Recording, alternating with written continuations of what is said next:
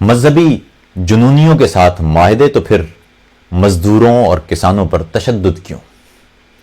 جب گورا ہندوستان میں وارد ہوا تو وہ اپنے ہمراہ کوئی فوجیں لے کر نہیں آیا تھا، بلکہ ایسٹ انڈیا کمپنی کے نام سے اس نے یہاں کاروباری رسائی حاصل کی تھی۔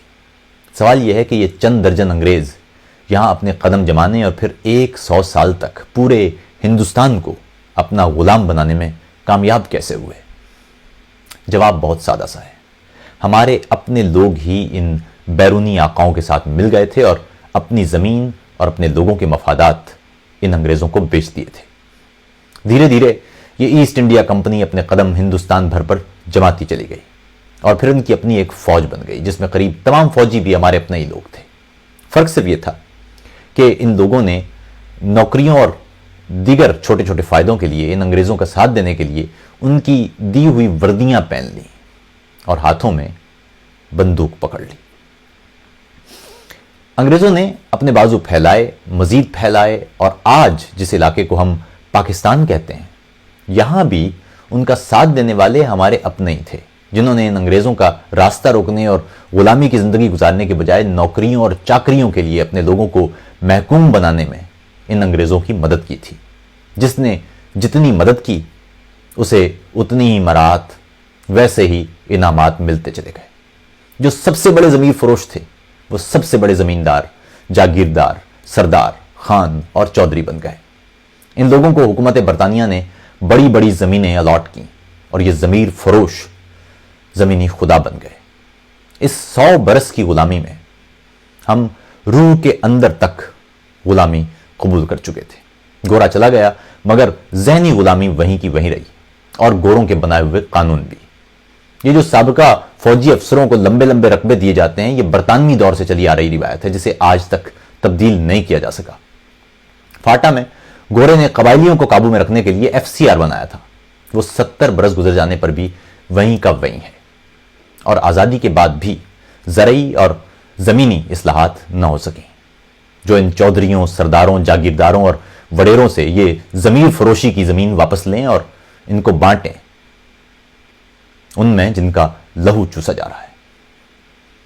ریاست کا کام اپنے شہریوں میں برابری کے تھا، مگر ریاست بھی فقط انہی خون آشام گدوں کو تحفظ دیتی رہی۔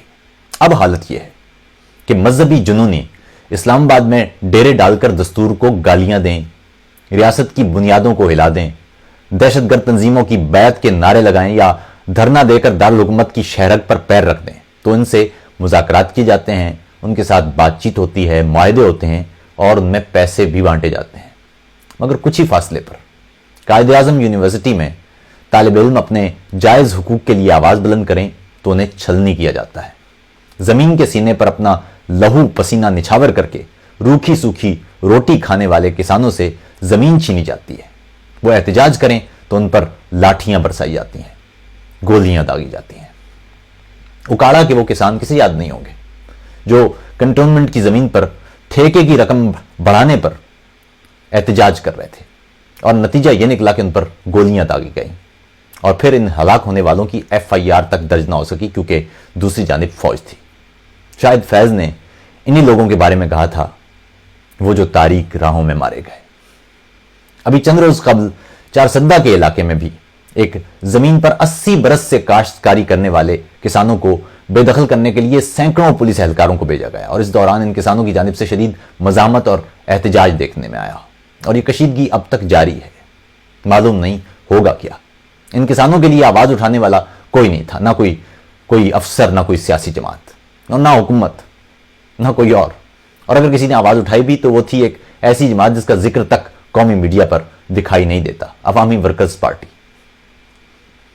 مزے کی بات ہے خیبر پختونخوا کا یہ علاقہ اس سیاسی جماعت کی حکومتی عملداری میں آتا ہے جو سٹیٹس کو کی مخالفت کا دم برتے نہیں تھکتی، مگر دیگر معاملات کی طرح یہاں بھی یہ جماعت فقط سٹیٹس کو ہی تحفظ دینے میں مصروف نظر آتی ہے۔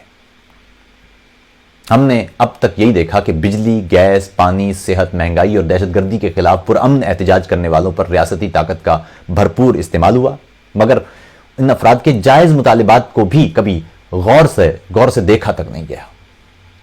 بات سادہ سی ہے، ہم نے لاکھوں قربانیاں دے کر یہ ریاست اس لیے نہیں حاصل کی تھی کہ یہاں گوروں کے پاؤں گھٹنے دابنے والے اپنی حکمرانی کریں، اپنے قوم کے مفادات اور ضمیر کے سودے کرنے والوں کی حفاظت کی جائے۔